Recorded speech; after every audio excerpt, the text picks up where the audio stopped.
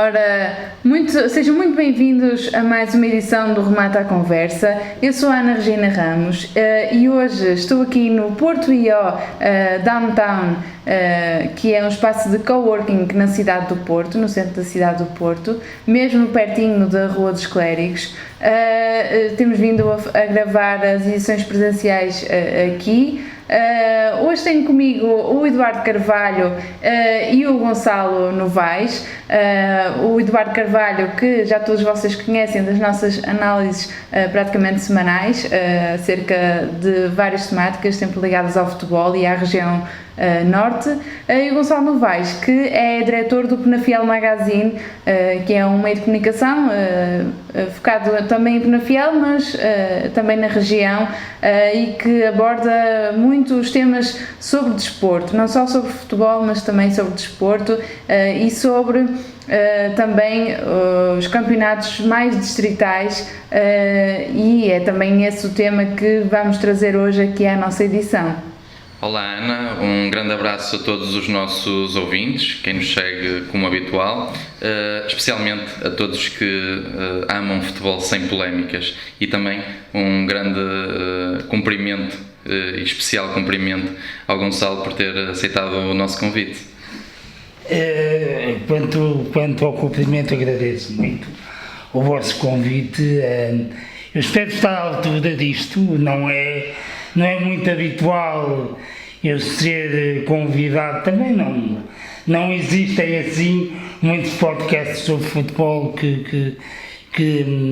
com os quais eu tenho uma relação de proximidade, como acontece nomeadamente com a Ana Regina. Só espero estar à altura e saber dizer coisas minimamente interessantes para que a malta que esteja do outro lado também desfrute e possa aprender um bocadinho com esta conversa. Muito obrigado pelo convite e vamos a isso então. Obrigada a nós por teres aceito o convite. Pronto, e agora sim vamos partir aqui mesmo para as questões a sério, que íamos começar por abordar aqui um bocadinho sobre o impacto da pandemia, porque é um tema incontornável nesta altura, especialmente no futebol, e queria que focássemos aqui este tema nos campeonatos não profissionais, no futebol não profissional, nomeadamente nos distritais e também no Campeonato de Portugal, e a perguntar-vos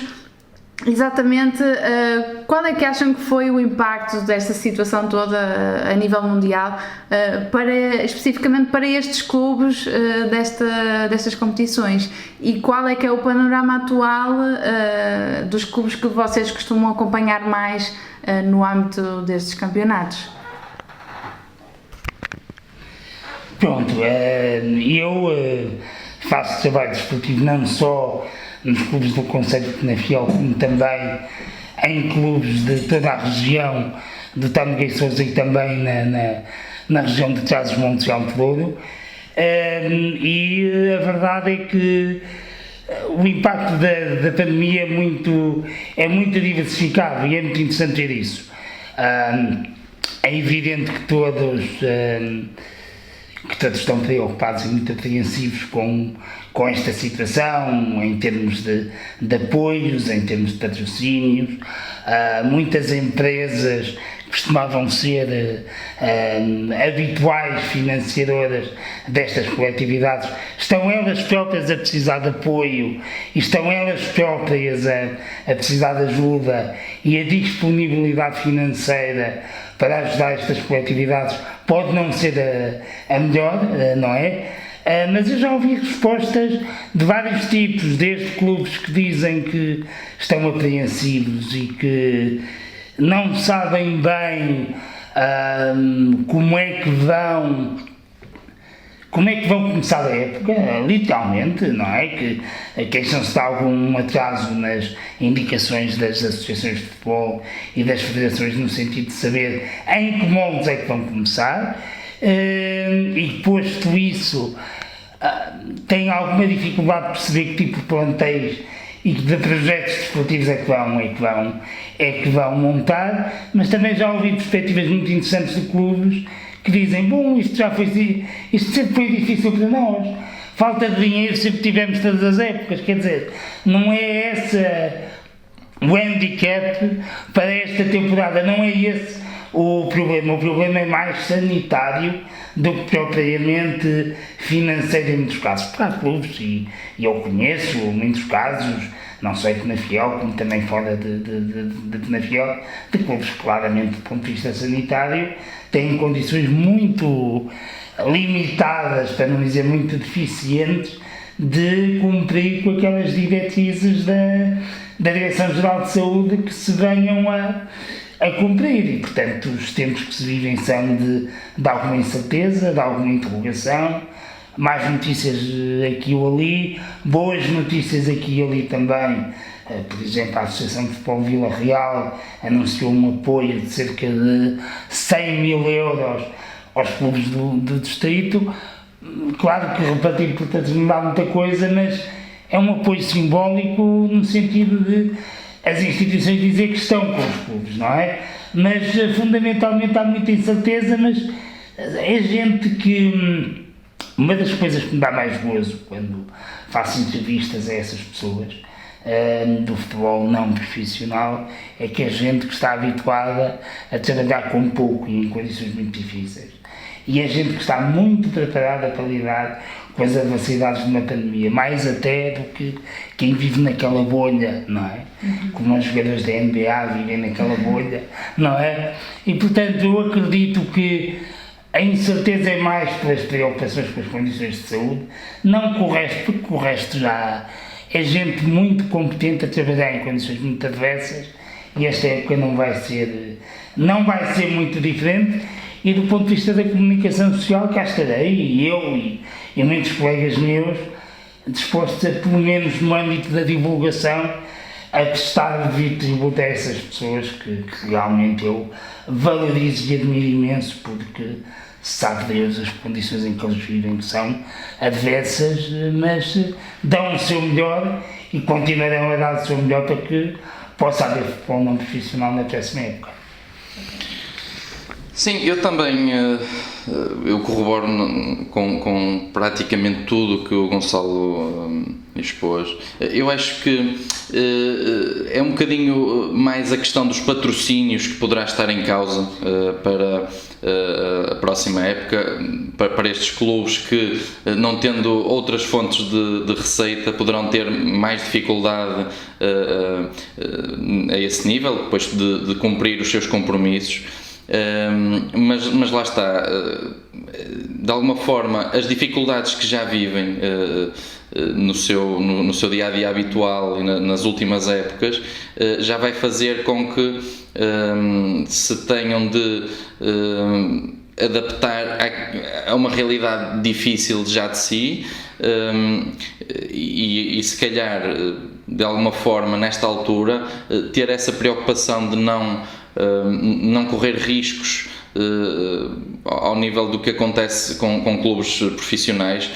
Tivemos agora o caso do Vitória de Setúbal, que foi um clube que vinha passando há muitas épocas por problemas financeiros, não conseguiu resolver esses problemas e a situação implodiu a nível de competitivo para o Vitória de Setúbal, que não conseguiu inscrever-se para as provas profissionais e que será agora fará parte do Campeonato de Portugal.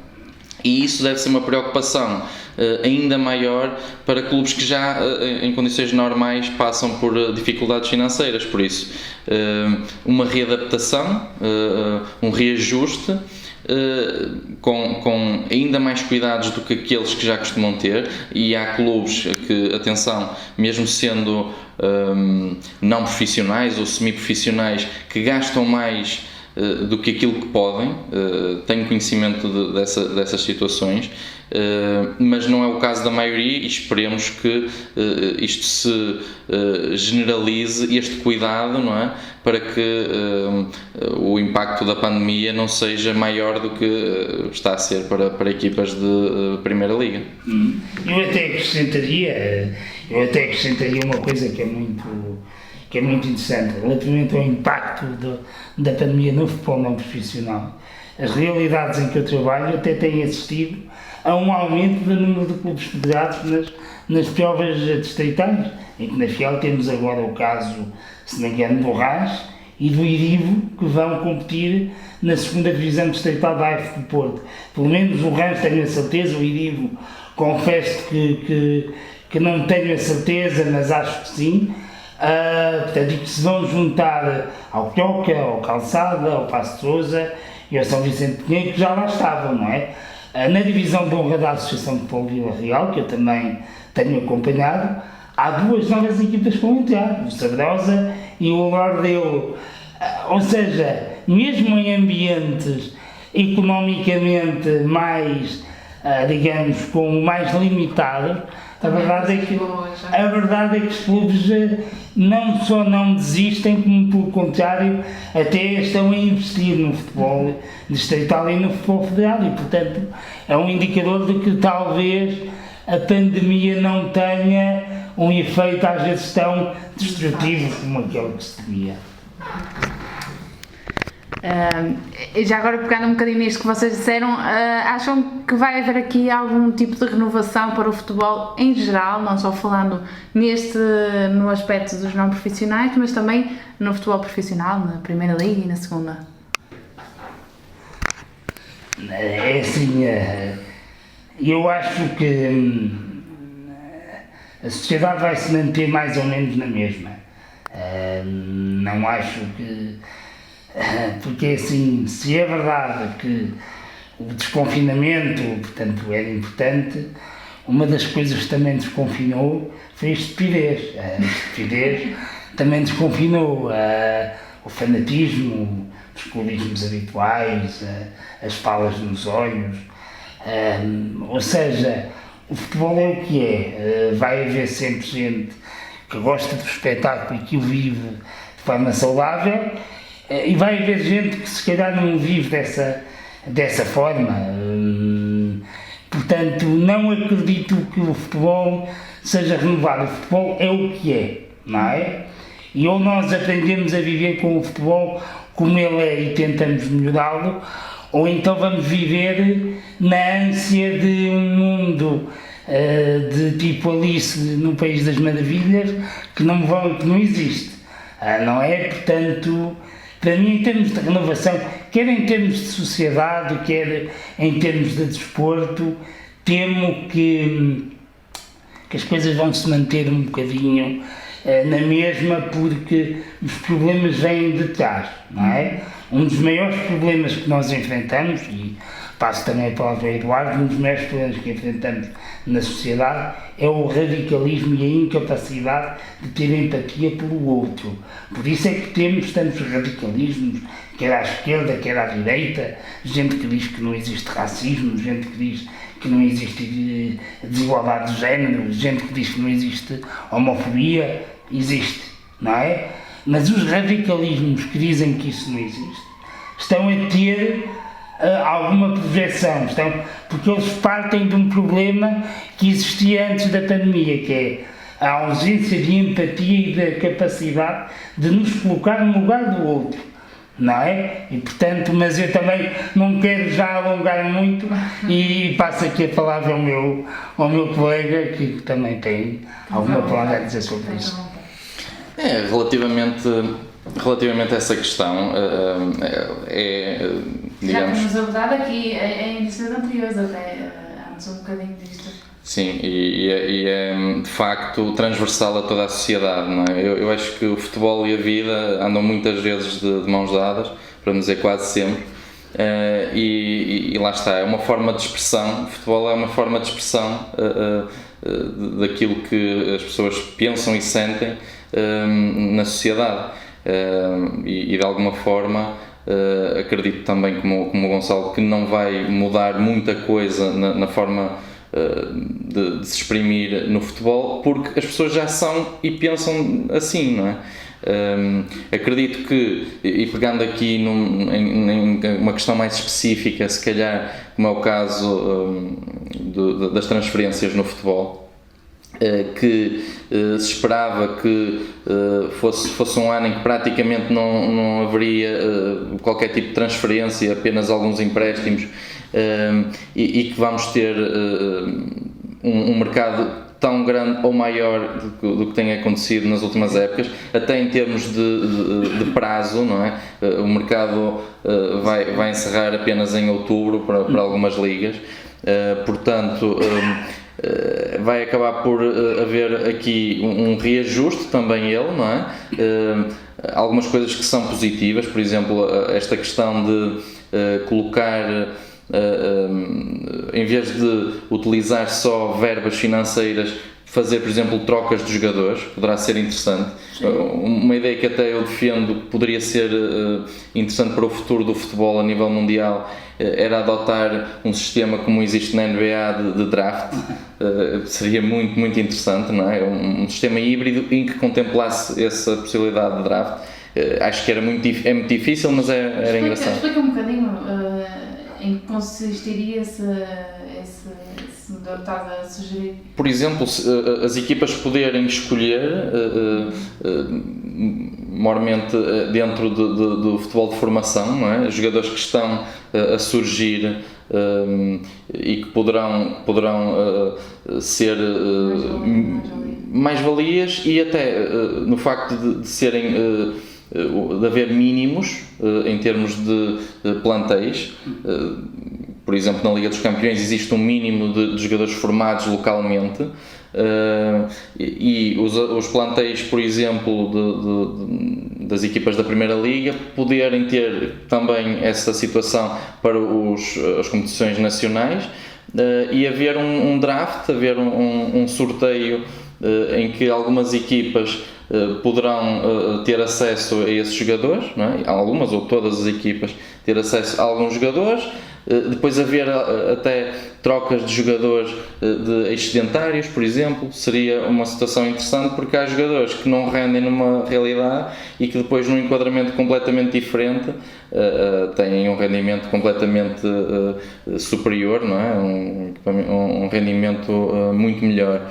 Eu acho que o enquadramento no futebol é um dos fatores-chave de sucesso, e por isso é uma ideia eventualmente a explorar no futuro, mas a verdade é que a nível de transferências, inclusivamente internacionais, temos visto o Barcelona, por exemplo, a adotar esse sistema, no caso da transferência de Pjanic em troca com Arthur. E também falou-se noutras possibilidades, que para já são só rumores, mas acho que o mercado de alguma forma se está a reajustar, mas não encolheu. Por isso acredito que as coisas continuarão a correr, e em termos de sociedade o ideal será haver aqui algumas refundações, mas não acredito também, tal como o Gonçalo, que as coisas mudem muito. Temos que traçar um caminho progressivo e lento até podemos melhorar enquanto sociedade e sociedade futebolística, neste caso. Só em relação à questão do draft, é preciso ver uma coisa. O draft é uma coisa quase culturalmente norte-americana, que tem um enquadramento, por isso é que o draft existe, que é o facto que é a grande qualidade do desporto universitário nos Estados Unidos, não é? A Liga Universitária Norte-Americana é a segunda melhor liga de basquete do mundo, a seguir à NBA, não é? Não há hipótese. Equipas profissionais, pronto, a Euroliga tem 3 ou 4 boas equipas, mas as equipas de basquete universitárias norte-americanas são equipas de elite, de rapazes que treinam como profissionais, vivem como profissionais. É diferente.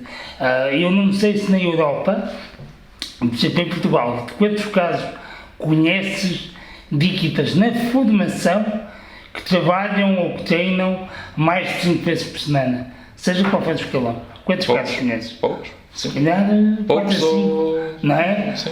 Ou seja, é muito complicado, porque assim vais ter jovens de 3 ou 4 equipas, ou meia dúzia, assumindo que o Braga e o Guimarães também têm algum profissionalismo aí, que efetivamente têm os jovens preparados para dar o salto para ir para B, e mesmo assim, para ir para B, nem todos diretamente para ir para A, porque treinaram para isso.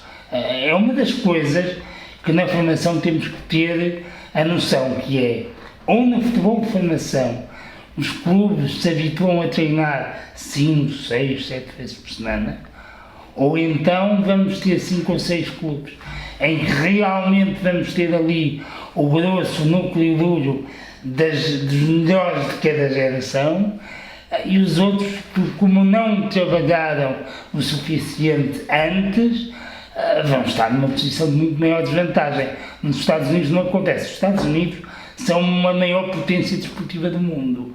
E um draft é Jesus. Tomaram qualquer clube europeu a ceder ao draft da NBA, não é o primeiro, é o 10º ou o 20º. Percebes? É diferente. São culturas diferentes que requereriam da Europa e da esmagadora maioria das nações europeias uma outra cultura de qualidade no trabalho da formação. Nos Estados Unidos não, eles treinam no futebol americano, no hóquei no gelo, no basquete, no beisebol, é top. E portanto já quando chegam à NBA, por exemplo, já são grandes jogadores, percebes? Já são jogadores de elite, é diferente. Sim, e é de facto uma realidade difícil de transpor para o contexto europeu, nacional, não é? Mas acredito que de alguma forma também o futebol de formação e tendo em conta que a formação poderia ser uma das situações que estivesse aqui embutida num draft, mas também poderíamos fazer aqui um reajuste, não é? A uma realidade nacional, uma realidade europeia, não é? Por isso é que eu também falei na questão dos excedentários. Lá está, há jogadores que por questões financeiras não conseguem transferir-se para outros clubes, e que se houvesse uma troca pura dos jogadores, isso poderia ser mais realizável, claro. e com benefício para as suas carreiras. E depois, em relação ao futebol de formação, é verdade o que dizes, sem dúvida alguma, mas também acredito que há, sobretudo entre esses, se calhar 5, esses clubes, os 3, 4 grandes, mais eventualmente um clube, que tenham aqui uma realidade de formação, de futebol de formação a um nível não diria de excelência, mas um nível de elevada qualidade, mas que depois, na transposição, na forma como os jogadores se passam de uma realidade de futebol de formação para o futebol sénior, há muitas dificuldades, inclusivamente nesses clubes. E lá está, havendo aqui também um paralelo com portanto, haver cotas, haver um nível mínimo um número mínimo de jogadores nos plantéis formados localmente. Isso poderia ser forçar de alguma forma os clubes que em Portugal vivem com condições financeiras muito apertadas, não é? E atualmente quase todos, inclusive os grandes, pelo menos para a realidade europeia, claro. E poderia forçá-los a olhar para a formação de uma forma não conjuntural, como olham muitas vezes, mas de uma forma estrutural, uma forma a médio e longo prazo. E é nesse sentido que eu digo. Agora, sem dúvida que há essa limitação que dizes. É porque nós temos que olhar para o fator tempo em 2 dilemas, em conversas que tenho com treinadores e que também há 2 dilemas que aparecem muitas vezes. O primeiro é o fator terreno, não é? Como é que tu vais formar uma equipa de futebol de 11 com princípios de jogo ofensivos e defensivos quando tu treinas 3 ou 4 vezes por semana em metade do campo? Qualquer coisa que não funciona bem. Logo aí há um problema. E depois há outro problema, olha, eu, na semana passada, um grande amigo meu e eu, estivemos a falar sobre futebol e eu fiz uma apreciação sobre uma característica da equipa dele, que era uma equipa que apostava muito no jogo direto, era competente nisso, mas apostava muito no jogo direto, na profundidade. Tinha jogadores com características apetecíveis para isso. E eu fiz assim uma pergunta, no diálogo, tu já conseguiste experimentar, ou já tentaste experimentar, trabalhar a tua equipa em princípios de jogo ofensivos, a jogar assente num ataque mais organizado? E ele disse assim, bom, eu tenho 3 treinos por semana.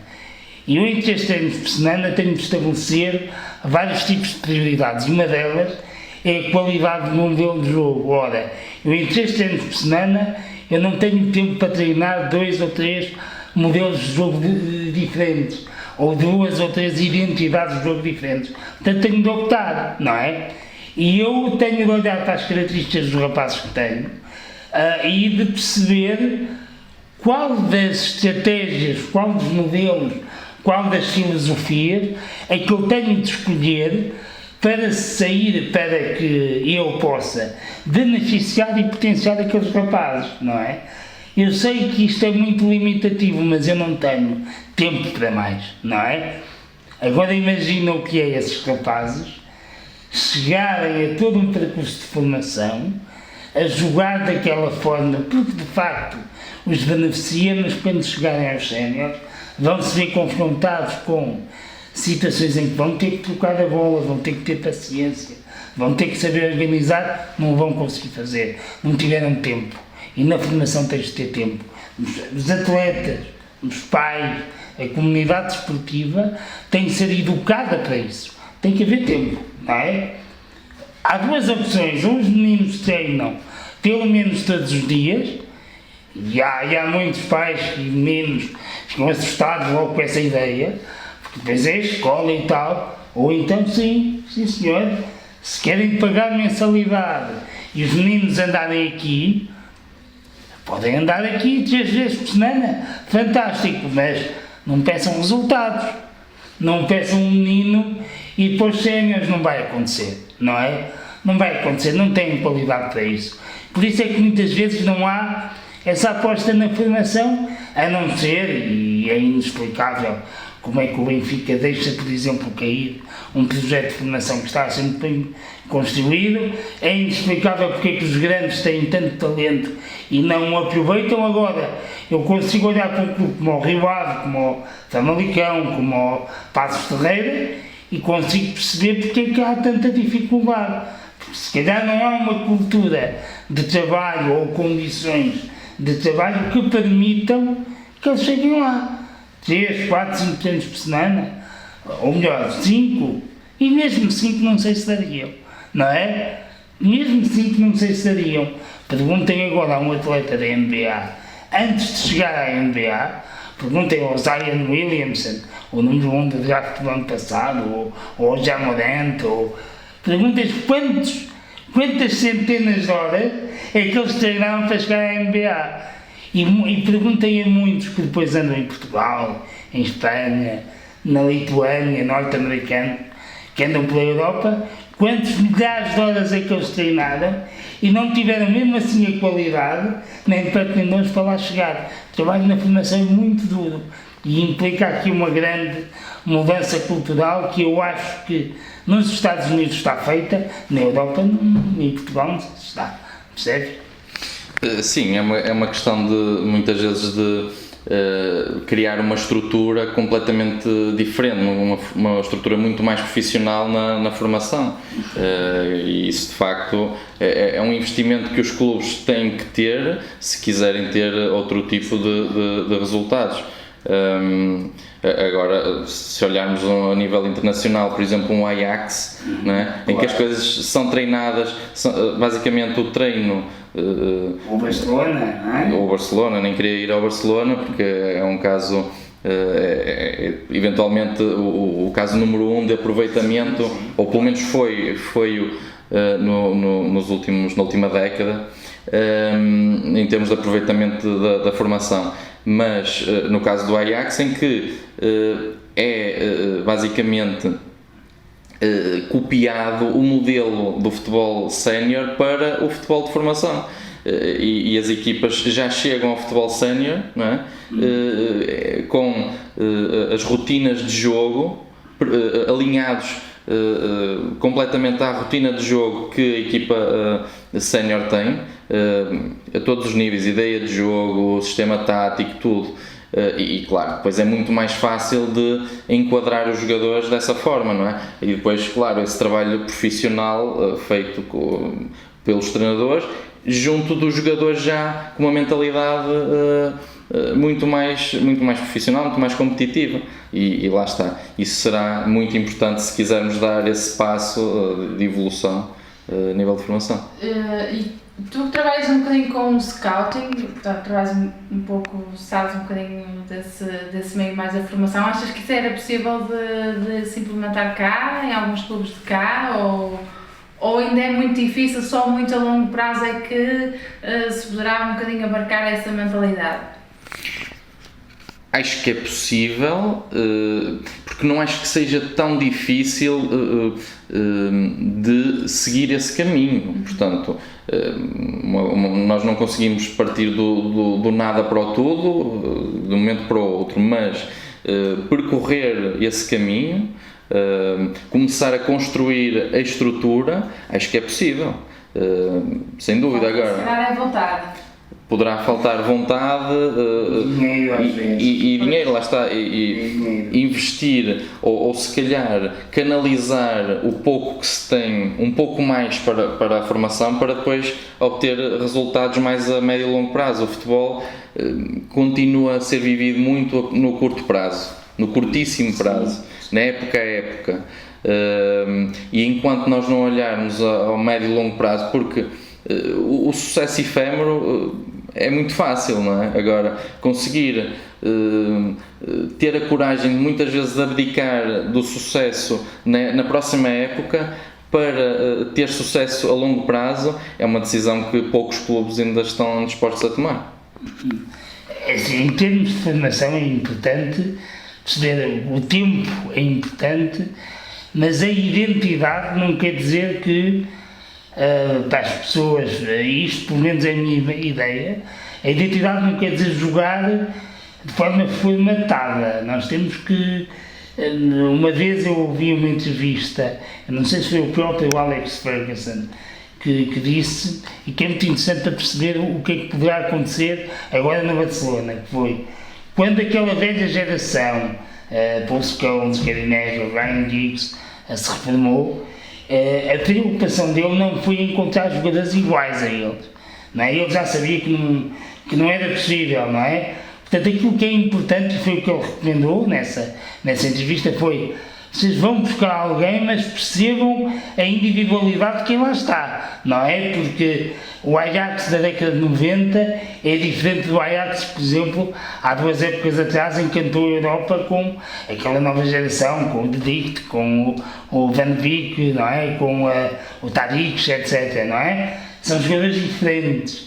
É preciso olhar para a individualidade daquela equipa, para aquele coletivo, e perceber como é que nós vamos tirar o melhor daqueles jogadores e ensinar-lhes tudo, porque nesses clubes há tempo, há espaço, há estrutura para lhes ensinar tudo, porque o Ajax tão depressa vai ter uma Champions em que joga com o Barcelona ou o Real Madrid, tem de ter uma noção da ocupação de espaços defensivos muito diferente do que é jogar com o Twente, com o Roda, com o Milan, não é? É diferente. Onde aí já tem que ter outro estilo, estás a perceber? É preciso ensinar-lhes tudo, e é aí que mas para lhes ensinar tudo é preciso tempo, que é uma coisa que muitas vezes não há.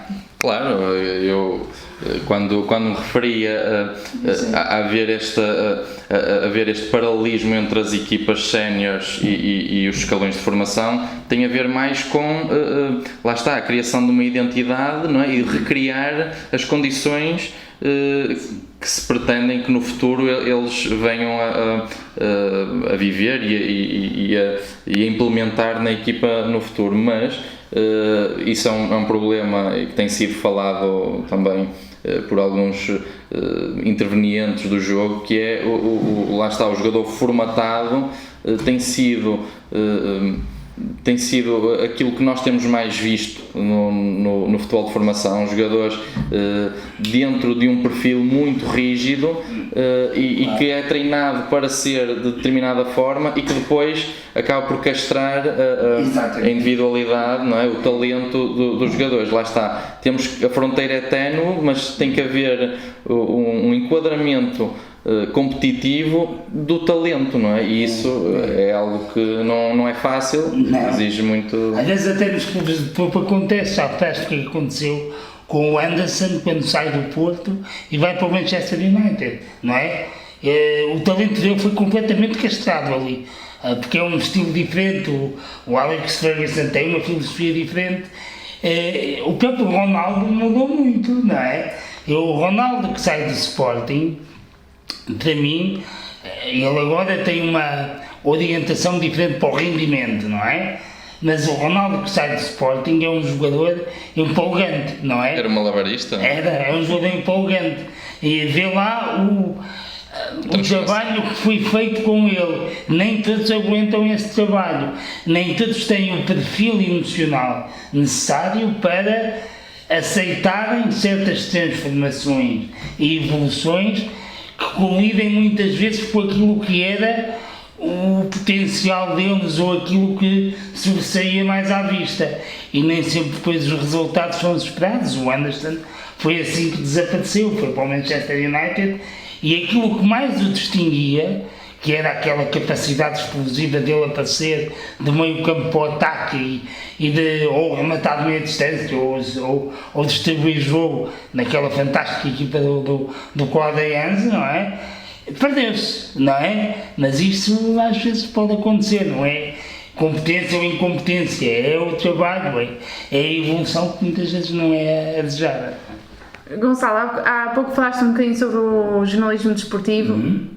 E era um bocadinho por aí que queria que falássemos agora, também só do impacto desta pandemia, mas há alguma coisa que possa vir de novo, alguma lufada de ar fresco que achas que possa haver, ou iniciativas que estejam a haver a nível de comunicação social, para que o jornalismo desportivo também ganha outras perspectivas, e se achas que realmente precisa de ganhar, porque sei que tu és um defensor desse rigor, desse desenvolvimento dos meios no âmbito dos meios de comunicação no âmbito do desporto. O que é que achas que pode ter mudado e que ainda tem capacidade para melhorar mais no âmbito da comunicação social? Essa pergunta é um bocado difícil, vou ver se consigo sintetizar a minha opinião. Bom, vamos por partes. Impacto da pandemia no jornalismo desportivo, pesado, duro.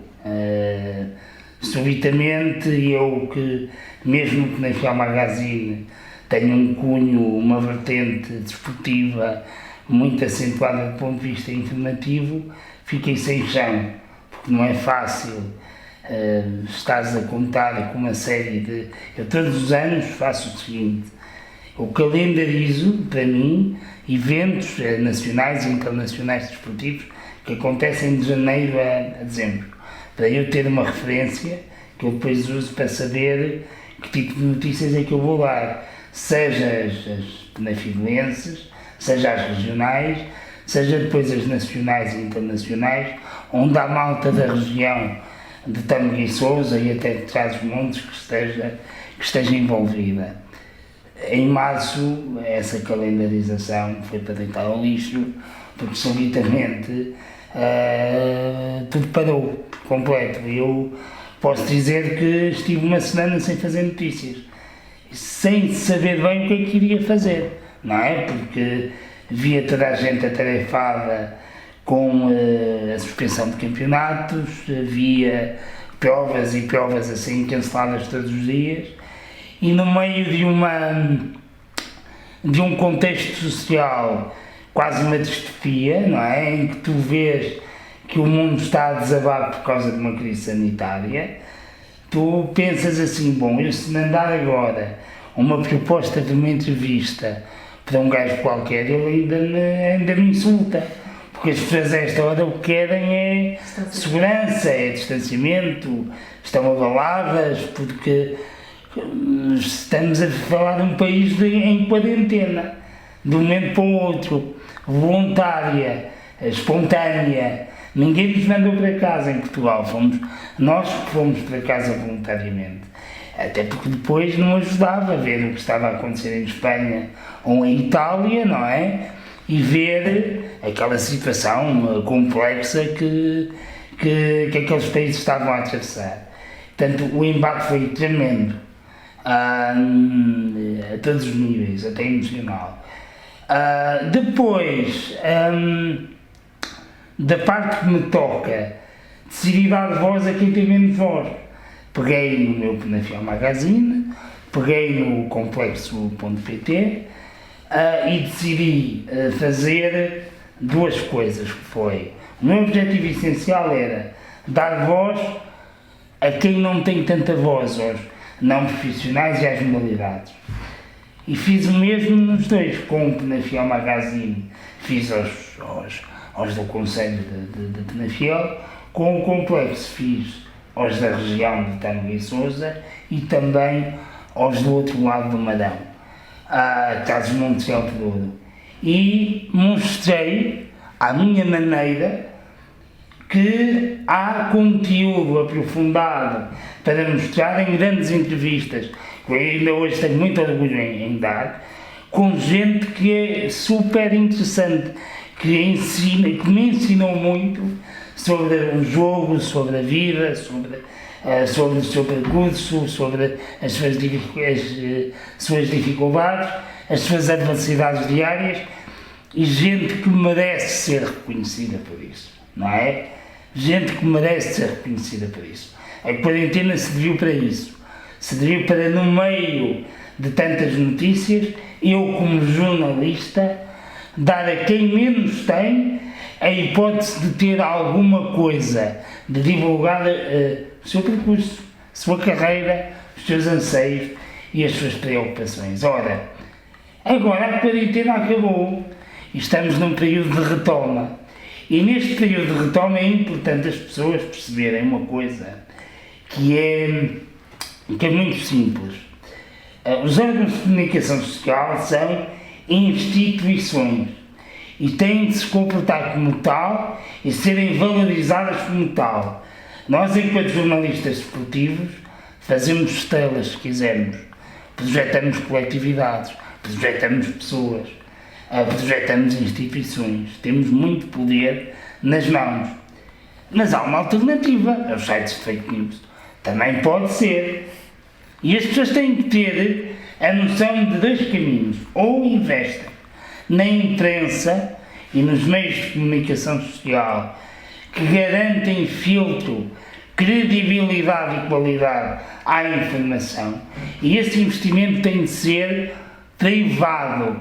Nós não podemos estar à espera que a autarquia da zona venha dar um subsídio público para nós nos mantermos. Não é nisso que eu acredito. Eu acredito que o primeiro tributo e o principal deve ser da comunidade, da sociedade, os treinadores, os presidentes das coletividades, até os presidentes das juntas de freguesia, por exemplo, as pessoas que gostam de futebol e que gostam de desporto e que gostam do clube da sua terra, e até os empresários que patrocinam os clubes de futebol têm de perceber uma coisa, que é: a imprensa pode amplificar a divulgação das atividades desportivas daquelas coletividades e daquelas pessoas. É o que eu digo a um empresário que patrocina um clube da segunda divisão distrital. Para que o senhor está a investir no equipamento daquele clube e depois não investe na imprensa local? Então ninguém liga, não é? Está a gastar dinheiro. Sente-se bem a gastar dinheiro assim à sorte? Não. Você tem de ter que analisar uma verba para o clube, mas garantir que que alguém fala do clube, não apenas o clube. Alguém exterior ao clube fala do clube e que credibilize a imagem do clube, não é? E acho que uma das consequências, uma das alterações que tem que existir, não há outra forma de dizer isso, que tem que existir, é esta necessidade da comunidade de investir no jornalismo desportivo local e regional. Não é estarem à espera que os jornais nacionais façam capas de Miguel Oliveira ou do Félix da Costa. Não. É investir num local, porque o local é que dá voz, é que projeta, é que muitas vezes divulga e amplifica o nome dessas pessoas e dessas instituições. Há uma alternativa, que é o vazio, não é? É o vazio, é a fraca qualidade da informação. Há muitos jornalistas que andam por aí que não sabem distinguir uma bola de futebol de uma bola de rugby. Também há essa alternativa, mas a qualidade do trabalho nunca será a mesma, mas cabe às pessoas e à sociedade terem a responsabilidade de apoiar e defender a imprensa, mais do que subsídios estatais ou públicos. Eu acho que tem de ser a comunidade a fazer esse esforço. Sim, e é verdade o que o Gonçalo diz. Eu, sobre o jornalismo propriamente dito, não posso ou não devo também dar aqui uma posição muito específica, porque não é tanto a minha área, mas relativamente ao comentário futebolístico, assistimos a algo muito parecido. Lá está, a alternativa não é o vazio ou os fake news, mas é mantermos neste lamaçal, não é, de clubismo fanático, não é, de levar isto para um nível muito mau em termos de caminho. Acho que não é esse o caminho que deveríamos seguir se quisermos um futebol ao nível do que de bom se vai fazendo na Europa, particularmente na Premier League, não é? E quando nós falamos no clubismo e até inclusivamente na entrada do programa falamos sempre, eu também nas minhas análises fora do jornal também friso sempre o futebol sem polémicas e sem clubismos fanáticos, mas o futebol, por exemplo, no caso da Premier League, é tão bem sucedido porque é dada uma atenção por parte dos adeptos, começando logo por aí, dos mídia, aos clubes de cada terra, de cada cidade, de cada pequena localidade, e as pessoas acabam por levá-lo, não é? Com orgulho, não é? Não para uma rivalidade absurda como vivemos e bi ou tripolarizada, não é? Mas para uma realidade em que há vários competidores, todos eles com interesses, particularidades muito específicas, em que deve ser dada atenção a eles para também valorizar os grandes tubarões, não é? Os Big Six que há na Premier League. Só assim se vão valorizar mais. Portanto, esta decisão que houve recentemente de 2 canais televisivos de terminar com os programas de comentário dos 3 grandes, não sei se a motivação principal é uma motivação positiva, não sei qual é essa motivação, mas sei que vai acabar por ser um caso em que os fins justificam os meios. Não deve ser assim na maioria das coisas, mas aqui acho que sim. Acho que acabará por resultar em um menor espaço para este fanatismo dentro da comunicação social, não é? Acho que as pessoas vão continuar a ser como são, lá está, como há pouco falámos, não vão mudar só porque isto aconteceu com estes 2 programas, mas só o facto de haver este sinal de que já não vende da mesma forma para o público, isso poderá levar a um caminho progressivo mais positivo do que aquele que tem vindo a ser traçado. Assim, a minha ideia em relação, eu vou Estamos a abanar a cabeça aqui. Estava a abanar a cabeça porque não concordo muito com isso, por vários motivos. Primeiro, eu acho desde logo que não podemos discriminar uma pessoa por causa da sua preferência clubística, mas sim por causa do seu conhecimento sobre o jogo. Se eu tenho um comentador, como acontecia nesses programas que tu referiste, que não percebe nada de bola, então ele não deve participar em programas de comentário desportivo em que se fala de bola, em que se fala de futebol. E aí é que está o problema, em primeiro lugar, não é? Porque, por exemplo, se tu tens, e eu vou-te dar um exemplo de um programa que era o play-off da SIC Notícias, passa a publicidade. Enquanto tu tens um Rodolfo Reis, um Manuel Fernandes, um Ricardo Rocha, um João Alves, um António Simões, a falar de futebol, eles até estão a defender o clube deles, é verdade. Mas, no entanto, para mim, enquanto jornalista, eles, quando falam de futebol, dão-me referências analíticas que eu nunca tive, que eles tiveram, quer como futebolistas, quer como treinadores de primeira divisão, em alguns casos, não é? Portanto, há essa diferença. O clubismo não deve ser... O problema não está nos comentadores dos clubes, está na sociedade que dá o enquadramento para que esses programas sejam interessantes. Porque é que alguém pensou um dia em pôr 3 indivíduos, como acontecia, nem vou dizer o nome desse programa para não dar publicidade a essas pessoas, 3 indivíduos num célebre programa de televisão que estavam ali basicamente engalfinhados uns com os outros a fazer figuras ridículas em plena televisão, ou a serem empurradas aos outros e a defender alegadamente o seu clube, não é? O que é que leva uma televisão a aceitar 3 pessoas, uma do Porto, outra do Benfica e outra do Sporting, que entre, por exemplo, oferta de melões aos adversários, simulações de touradas, ofertas de insultos ou de pancadaria, estão lá e têm aquele espetáculo mediático todo. Estão lá porque as pessoas lá fora vinculam-se àquela forma fanática e radical de olhar para o seu clubismo. Eu posso dizer que eu sou portista, ninguém gosta mais do Porto do que eu sou daqueles portistas que conhece a história do Futebol Clube do Porto, desde a fundação até à atualidade. Adoro o Futebol Clube do Porto, mas tenho um enorme respeito e carinho pelo Benfica.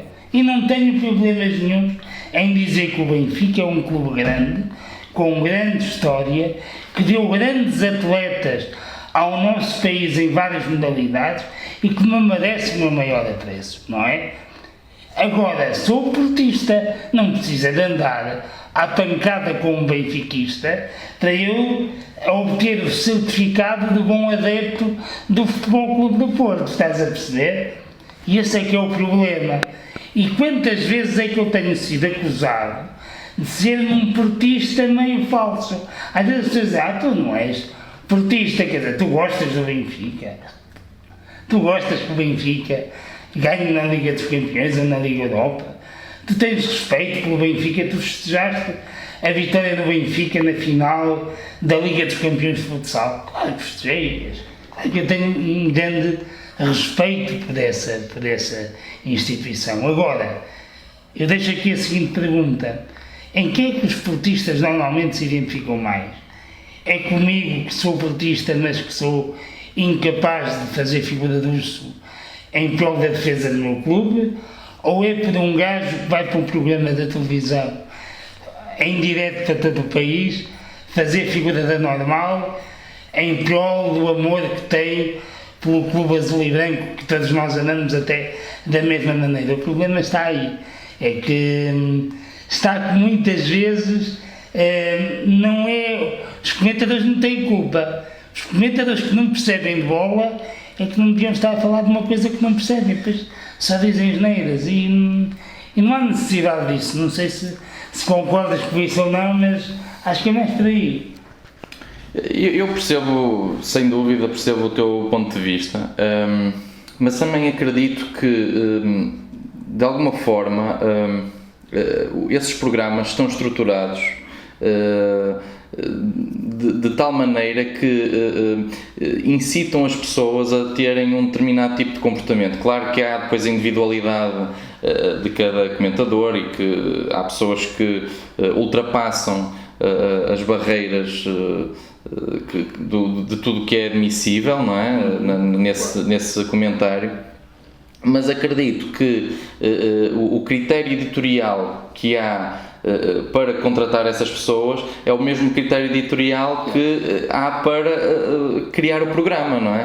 E às vezes, lá está, como há pouco falaste, há comentadores, sejam ex-jogadores de futebol ou até inclusivamente pessoas que não estão ligadas ao fenómeno, mas têm muito conhecimento, que nos transmitem determinadas ideias, mas que se calhar puxam pelo lado mais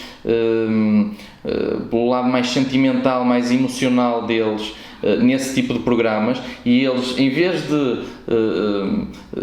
nos transmitirem os seus conhecimentos sobre futebol e as suas ideias, vão transmitir mais a faceta puramente clubística, puramente de rivalidade, não saudável, não é?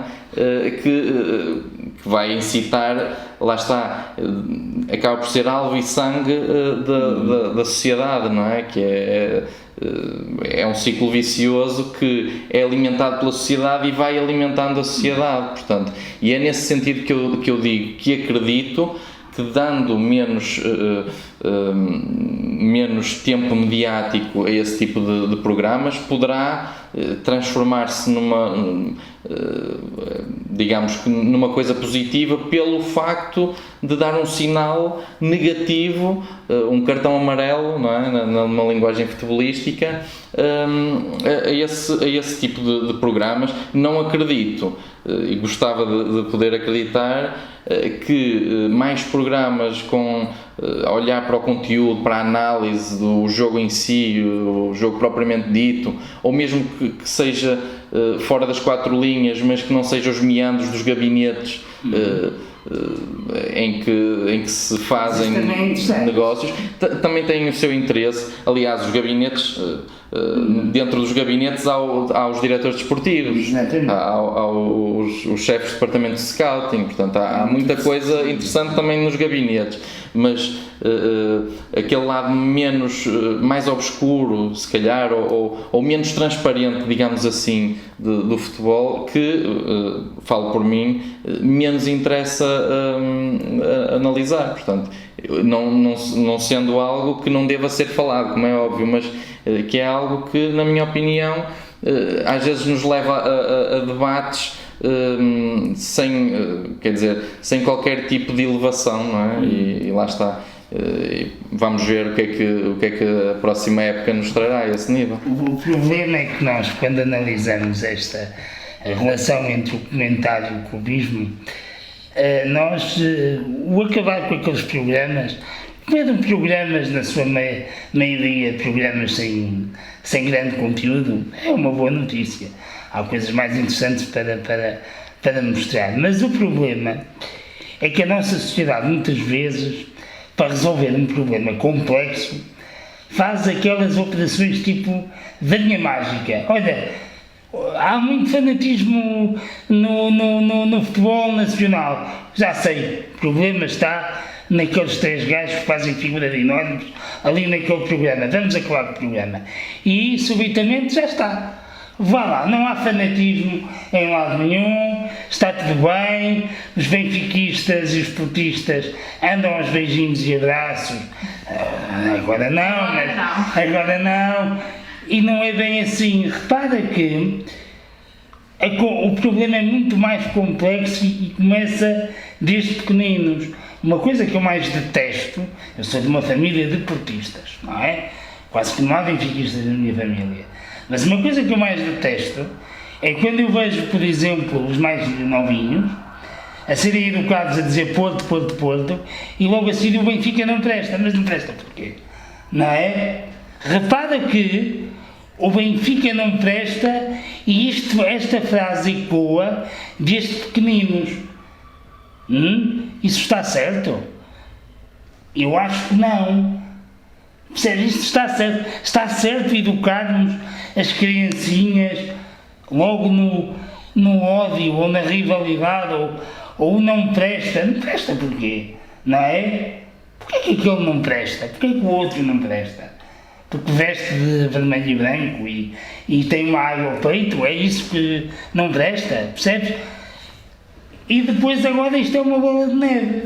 O Benfica não presta 1 ano, 2 anos, 6 anos, 10 anos, 20 anos e temos toda uma sociedade de gente que muitas vezes até é intelectualmente evoluída e avançada, mas quando o assunto descamba para a bola, parece que perdem as estribeiras e perdem qualquer tipo de noção de civilidade. Pior, alguns desses intelectuais, clubistas e fanáticos, são os mais perigosos, porque vêm com aquela tese de que o tribalismo é aceitável. Não é aceitável. O tribalismo é o grande inimigo do fair play e do desportivismo e é o grande alimentador de todo o fanatismo que alimenta esses programas e que gera uma suspeição enorme sobre quem comenta e diz que não tem clube. O Rui Santos diz muitas vezes nos comentários da SIC Notícias que não tem clube, não é? Eu sou portista e estou presente em vários fóruns de opinião de portistas. Sabes quantas vezes é que há posts a dizer, a lançar suspeição sobre a preferência clubística do Rui Santos ou do Rui Pedro Brás, que são supostamente neutros, não é? Eu próprio sou adepto do Penafiel, não é? Ora, eu sou adepto do Penafiel ao seguinte ponto: eu, quando era criança, vivia com os meus pais no Peso da Régua. Estamos a falar na década de 90. Década de 90, sim, década de 90. Na altura não havia YouTube, a RCP só apanhava até à Serra do Marão, da Serra do Marão para lá já não apanhava, e portanto a única forma que eu tinha de acompanhar a Penafiel era ouvindo os relatos da Antena 1 para ver quando é que o locutor dizia quando é que o Penafiel marcava gol ou sofria, não é? E no dia seguinte lá ia o meu pai comprar um jornal para eu ir na expectativa de ver uma fotografia do Penafiel no jornal, porque se não houvesse eu ficava logo muito triste, não é? A minha semana enquanto adepto do Penafiel a viver à distância era uma semana onde a minha felicidade enquanto adepto consistia em ver um resumo no domingo desportivo ou em ver uma fotografia no jornal. Sabes quantas pessoas é que vieram duvidar da minha... me vieram acusar de eu estar contra o clube por eu publicar na época que agora acabou uma notícia a dizer que o Penafiel já não ganhava há 2 meses? Mas há algum problema em uma pessoa dizer que o Penafiel não ganha há 2 meses? Então vou dizer que está tudo bem. O Penafiel não ganha há 2 meses, mas isto está muito bem. Está muito bem e se passar 3 meses sem ganhar, sobe de divisão. É isso que eu vou dizer? Não é. Mas estás a ver onde é que é o fanatismo? Até onde chega o fanatismo das pessoas, chega ao ponto da suspeição, mesmo por quem diz que, enquanto jornalista, não tem clube. Eu, enquanto jornalista, não tenho clube, não é? Mas, se eu falar mal do Porto, não é? De que clube é que eu sou? Se eu disser que o Benfica é uma instituição espetacular, de que clube é que eu sou? Quer dizer, não adianta. Há um problema educativo de base e os comentadores desportivos são apenas a ponta do iceberg desse problema. E se nós não olharmos para isso na base, então não vale a pena acabarmos com os programas de comentário desportivo, porque isso não traz resolução nenhuma ao problema, porque fora dos estúdios de televisão a pancadaria continua. Se um nome boy vira um gajo da Juveléu, andam à porrada na mesma e portanto está tudo mal, não é? Portanto... Ora, eu por último queria lançar aqui outro tema. A edição já vai longa, mas queria que vocês dessem aqui na mesma a vossa opinião acerca disso, uma opinião assim mais breve, nomeadamente acerca da vossa opinião sobre as 5 substituições que se vão manter na próxima época. Queria saber o que é que vocês pensam sobre isso, concordam, se não concordam. Se calhar passávamos ali a palavra se calhar ao Eduardo primeiro, ou... Relativamente às 5 substituições, eu acho que em gênese parece-me uma ideia positiva para o futebol, tendo em conta as oportunidades que dá aos plantéis, aos vários jogadores que compõem um plantel.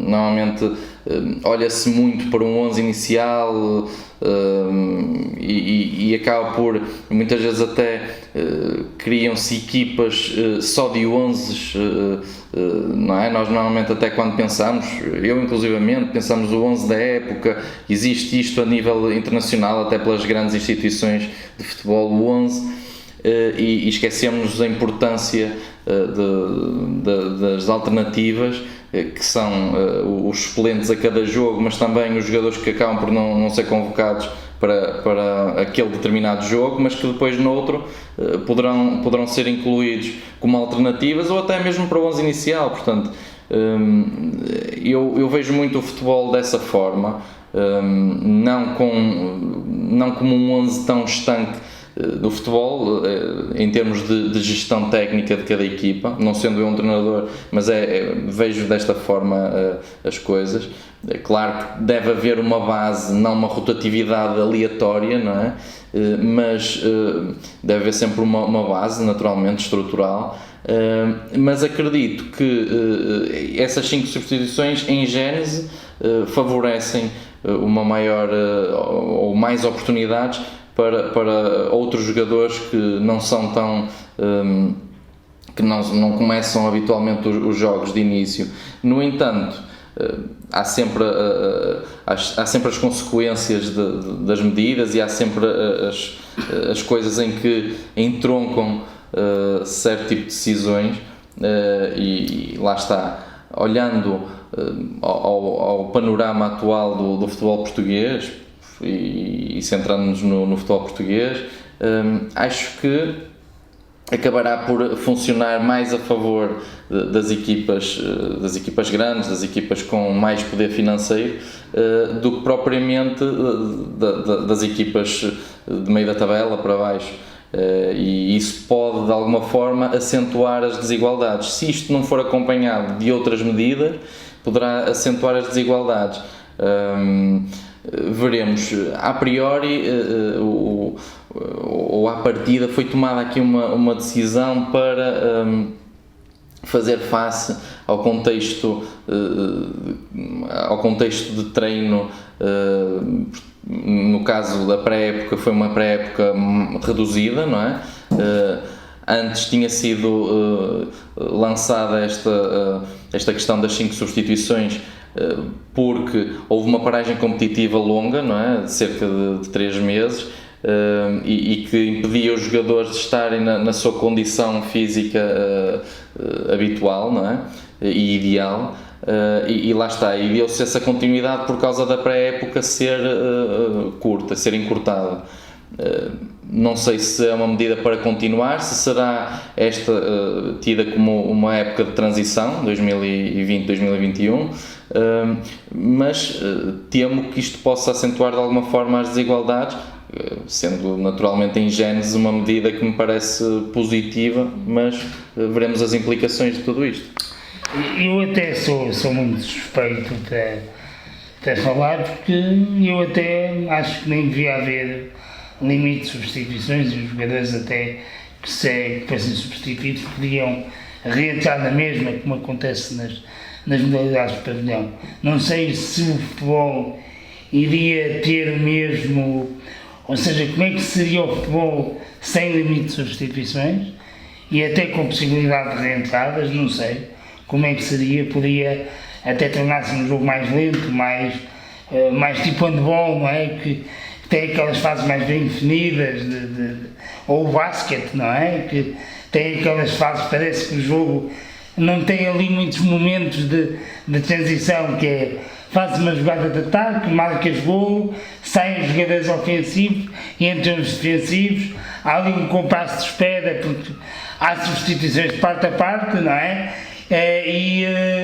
E depois reinicia-se a dinâmica outra vez. Não sei, sou adepto de mais substituições, porque acho que 3 é muito pouco, 5 é melhor, mas sobretudo sou adepto de mais substituições, porque há muitos jogadores que são obrigados muitas vezes a acabar as carreiras demasiado cedo, porque não aguentam jogos de 60, 70, 80 minutos, e portanto, ao termos substituições ilimitadas e com reentradas, se calhar um jogador como o Ronaldo ou como o Messi aguentaria até os 45 sem problema nenhum, como acontece no basquete. Um jogador de basquete de 30 e muitos anos, porque é que não há de aguentar até os 40 e tal, não é? Porque faz a diferença quando lá está, não é? Se está-se a sentir cansado, sai, há 2 a 3 jogadas, depois reentra, não é? Ou seja, pode-se fazer uma gestão diferente do esforço, não é? E quando lá está, é com a intensidade máxima, que é o que nós pedimos aos jogadores de futsal. Como a questão da titularidade ou não se coloca, não é? A gente pede só intensidade máxima. E quando vocês lá estão, intensidade máxima. Estão cansados, saem, entram outros. Estão cansados, saem, entram outros. Não sei como é que o futebol se adaptaria a isso, sinceramente, mas tudo o que venha para aumentar o número de substituições, eu tornar-me a seu favor, sou muito flexível nisso. Ora, e por último, tenho só aqui a fazer-vos mais uma questão relativa àquilo que costumamos fazer sempre no final de cada programa, que é, costumamos pedir os destaques da semana, quando haviam jogos. Neste caso, vou-vos pedir, uma vez que já terminou a época, vou-vos pedir qual é que seria a vossa equipa de seleção, focando nos jogadores que estiveram no ativo agora nesta última época, e especialmente até se fosse da região norte, dos clubes da região norte ou alguns da região norte. Se não forem, não há problema, mas queria saber a vossa seleção para isso. A minha, na baliza, o Luís Maximiano, do Sporting. Parece que o Sporting está fadado a construir grandes guarda-redes, mais um, tem 21 anos, se não me engano, é futuro guarda-redes de seleção. Como alternativa, claro, o Cláudio Ramos, não é para ele ir para o Porto, mas é porque já merecia um pouco grande há muito tempo. Na defesa, os meus 4 são o Tomás Tavares. O Benfica contratou agora um lateral direito, o Alberto, não sei para quê, já tem lá um bem melhor. Tomás Tavares é um dos futuros melhores laterais direitos do futebol português. Tenho algum receio por causa desta inflexão estratégica do Benfica, se possa perder um grande jogador, que tem as limitações dele, mas é um lateral muito jovem, claro que tem limitações. A lateral esquerdo, é inegável falar do Mateus, do Alex Telles. Eu estava aqui indeciso entre o Alex Telles e o Mateus Reis do Rio Ave, que me parece ter características muito interessantes para a função. Mas o Alex Telles, pronto, fez uma época soberba, carregou o Porto às costas e o Porto foi dos piores campeões nacionais que eu, desde o Benfica de Tato António, não vi um campeão nacional tão mau. Se bem que o Benfica de Tato António conseguiu ser ainda pior, na minha opinião. No eixo da defesa, o argentino do Famalicão, o Pérez, o Neuen Pérez, tenho muitas expectativas de que esteja ali um futuro grande defesa central do futebol argentino, que está em crise.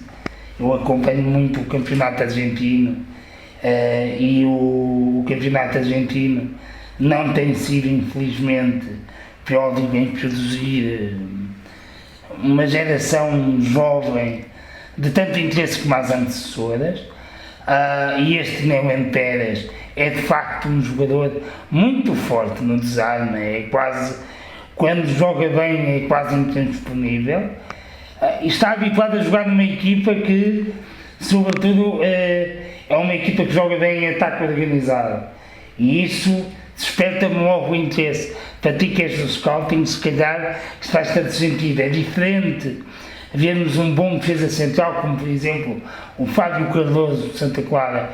É um bom central, mas o Santa Clara tem um estilo de jogo mais retraído defensivamente do que, por exemplo, o Famalicão. E eu não sei até que ponto é que Fábio Cardoso se adaptaria, por exemplo, a um grande como se adaptaria o Pérez. O Pérez já mostrou que é capaz, e o Rubem Dias, que merece, dispensa apresentações, o Rubem Dias. No meio campo, eu selecionaria o Racicos, o Kraev e também o João Palhinha, não é? Qualquer um deles é fácil de... Confio muito que o João Palhinha ele agora acho que foi convocado para a seleção nacional, se não me engano. Se não foi, também não tenho a certeza. Mas não foi, mas terá sido um jogador equacionado. Pronto, mas é um médio defensivo com uma cultura tática muito interessante e que é muito inteligente na forma como quer construir, quer destruir, e ele se exibe em campo. O Racicos desperta-me em mim algumas interrogações. Acho que ele posicionalmente é muito bom, a recuperar bolas também, mas tecnicamente parece-me um bocadinho tosco. Pode ser injustiça da minha parte, mas não sei até que ponto é que o Racicos poderá transitar para uma equipa de maior nível do que o Famalicão. Ele foi falado para o Porto. Foi falado, exatamente. Não sei, espero que sim, porque eu gostei de ver a jogar, mas tenho essas dúvidas. Faz lembrar muito o Imbolá. Eu acreditei muito no Imbolá e agora está na segunda Liga Francesa. Percebes? Lá está. Vem-nos calvado um bocadinho atrás. O Kraev não. O Kraev, confio que a vida dele no Midtjylland vai ser curta, não é? Apesar do Midtjylland estar a conseguir contrariar a supremacia do Copenhague na Dinamarca e ser hoje uma equipa muito interessante. A Liga Dinamarquesa é muito interessante e o Kraev vai ser uma boa adição a isso. Mas eu acredito que o Kraev vai voltar a Portugal, não pela porta do Gil Vicente, mas vai voltar aqui. No trio de ataque, o Trincão, que está no Barcelona e com muito mérito, o Luís Dias, foi uma das coisas boas que o Porto mostrou essa época, e o Vinícius, que é para mim uma incógnita neste momento, mas se o Jorge Jesus não o quiser, no estádio do Dragão ele será muito bem-vindo. Podem ficar com o Cavani à vontade, que eu entre o Cavani e o Carlos Vinícius, 1000 vezes o Carlos Vinícius. Podem-me dizer assim, o Cavani é tão bom que chegaria à Liga Portuguesa, marcaria 30 a 40 golos, é verdade, mas o Carlos Vinícius para mim tem qualidade neste momento para jogar em qualquer liga do mundo, não é? A titular em muitas equipas. Faz lembrar muito aquela geração de avançados frente brasileiros, tipo o Richarlison do do Everton, que eu gosto muito de ver jogar. Portanto, não compreendo porque é que tanta obsessão pelo Cavani quando se tem uma pérola daquelas no plantel. Mas pronto, o Jorge Jesus sabe muito mais bola do que eu, lá terá as suas razões. Portanto, eu fiz aqui um exercício um pouco diferente. Eu excluí aqui os três grandes, Benfica e Sporting, a priori, por nós abordarmos sobretudo a zona norte, a região norte, já ficam habitualmente de fora, não é? Naturalmente, pelo interesse mediático, falamos sempre aqui em algumas questões que acabam por ultrapassar estas barreiras regionais, mas excluí aqui também o Futebol Clube do Porto, para dar aqui, olharmos aqui um bocadinho, até porque o programa 2 é mais sobre o futebol que não é tão visto, não é? Neste caso, futebol não profissional, e aqui estamos a falar de equipas profissionais, mas quis dar aqui um cunho diferente. E não são necessariamente os jogadores que eu mais aprecio, na maioria dos casos são, noutros não são, mas acho que foram aqueles que mais se evidenciaram na época.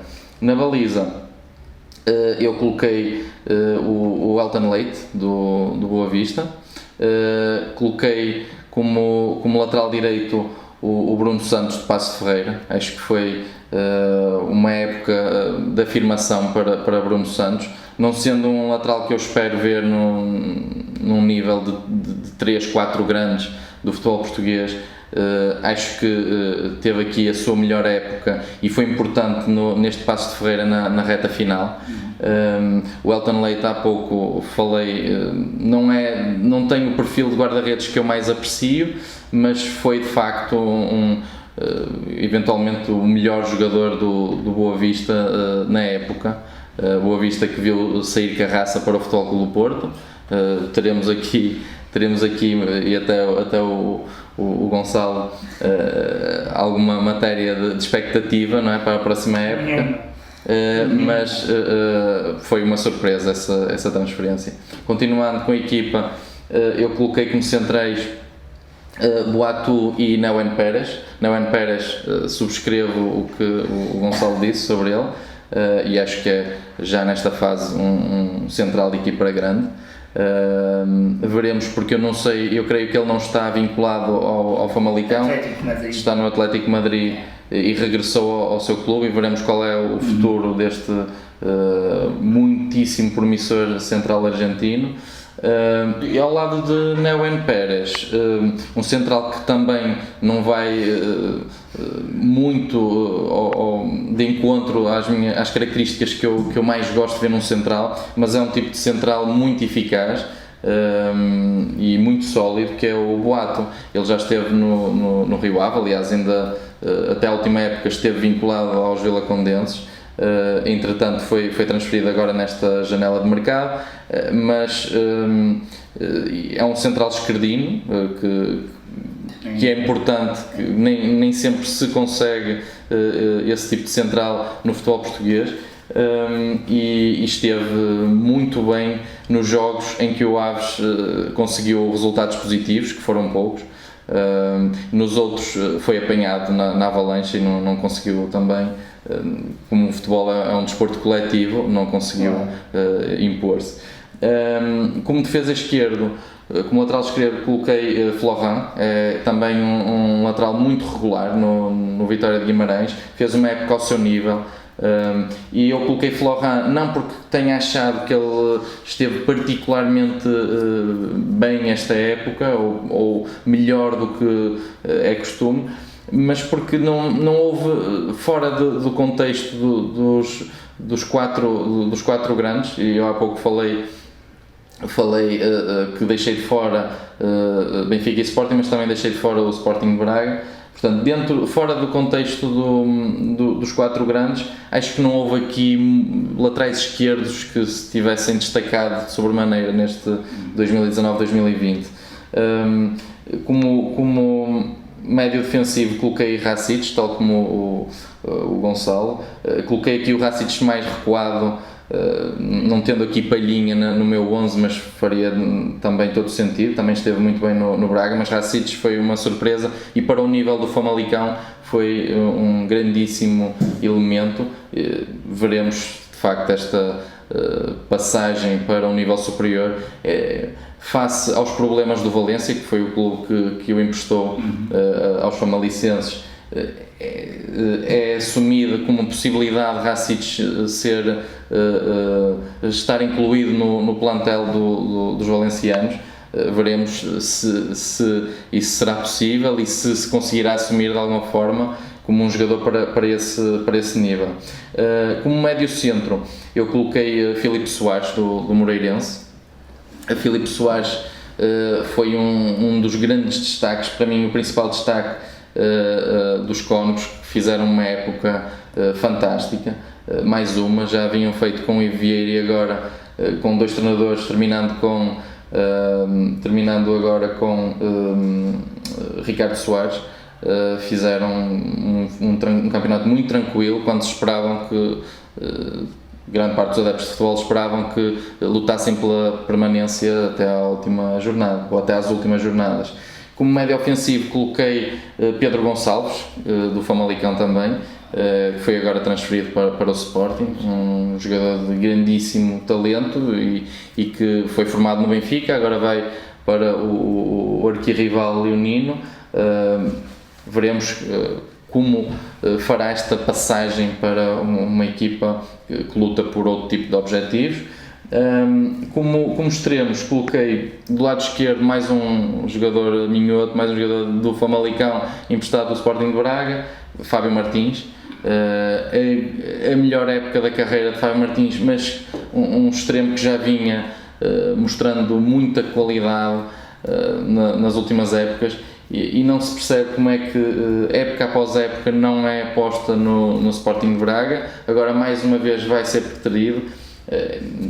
Compreendo que com jogadores como Ricardo Horta, jogadores como agora Nico Gaetan, o Sporting de Braga tem muitas opções para aquela posição, mas Fábio Martins é época após época preterido e a priori será transferido a título definitivo agora nesta janela de mercado, e eu espero que, se não para um dos grandes do futebol português, para uma boa equipa. Espero que não vá cair uma segunda liga de um futebol inglês, um futebol espanhol, e vá ter apenas um contexto financeiro positivo, mas sim também um contexto positivo onde possa continuar a evoluir. Do lado contrário, coloquei Marcos Edwards, foi um dos grandes destaques do campeonato. Eu acho que o único jogador que terá estado a um nível superior para nesta posição, ou aliás, não diria que tenha estado num nível superior, mas é uma individualidade de talento e eventualmente superior, tanto que o Gonçalo mencionou e transferiu-se para o Barcelona. É Trincão, também do arquirrival minhoto. Mas Marcos Edwards tem muita qualidade e pode chegar muito longe. Ele saiu da formação do Tottenham e já é falado para regressar ao Tottenham pela porta grande. Foi também falado para as equipas grandes portuguesas, mas será difícil, saindo do Vitória, será difícil uma equipa grande em Portugal investir aquilo que o Vitória pede por ele. No contexto do futebol português, normalmente não há transferências, os clubes não querem investir muito em jogadores que já estão no nosso campeonato, porque senão tenho a certeza que seria esse o destino de Marcos Edwards. E na frente coloquei Taremi, que está nas bocas de toda a gente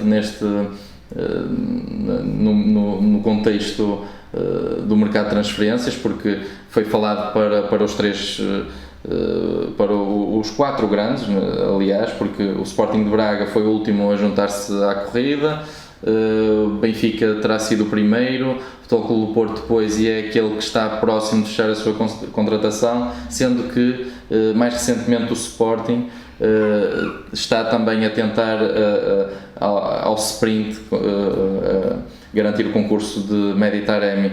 É um grandíssimo avançado centro, e quando digo avançado centro é porque ele não é um ponta de lança fixo, não é um jogador fixo de área, é um jogador que pode jogar de várias formas, é um jogador muito versátil, e até por isso eu menciono aqui, não porque não unicamente por ter sido o segundo melhor marcador da liga, estando fora dos quatro grandes, mas sim porque pode fazer várias posições com grande qualidade, porque é muito completo.